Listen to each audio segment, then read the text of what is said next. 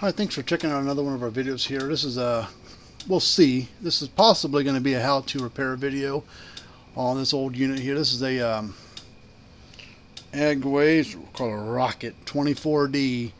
It's an old weed burner unit. A lot of these weed burners were made by different companies. You know, a lot of them were private label by their brands and stuff for different stores.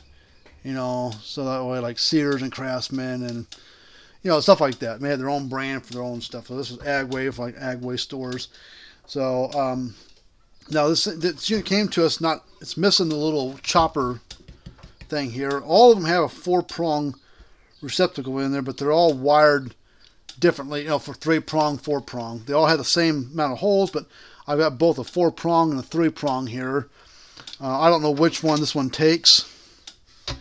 That's the downside of it. And one thing I might have to try to do, if I have to take this thing apart, I'll have to get it apart somehow. Okay, there's 4 rivets in it. Oh shit, 6. There's 1, 2, 3, and 1, 2, 3. So before we get too far, I'm gonna just try, since 3-prong was a little more common, we're gonna try a 3-prong first. It may not work. It takes it about no, hold on, before we do that, let's check the fuses first.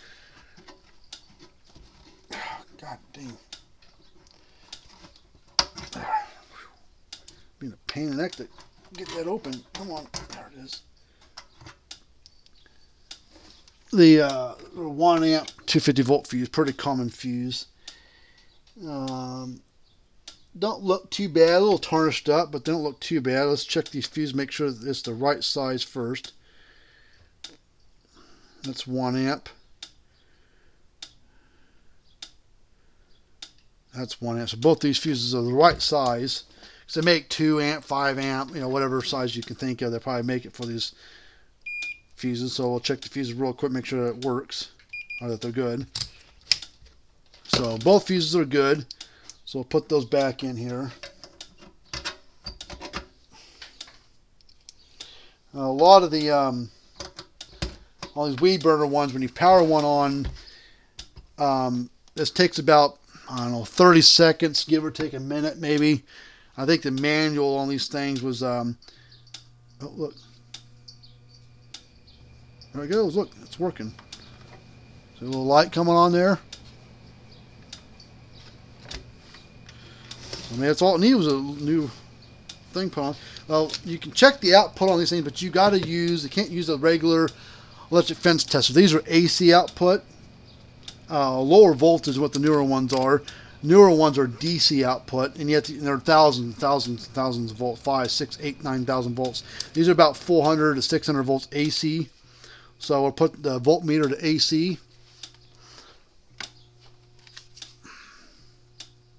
Hopefully this glare doesn't go across the 2 terminals here at the bottom.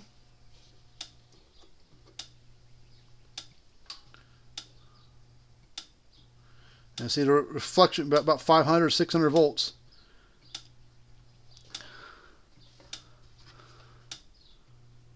See about 5, 6, 650, 625.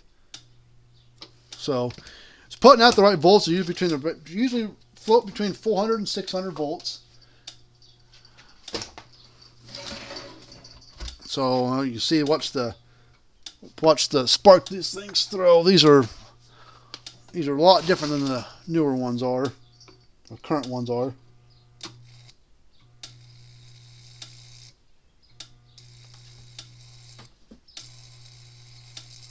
A whole different ball game with these things.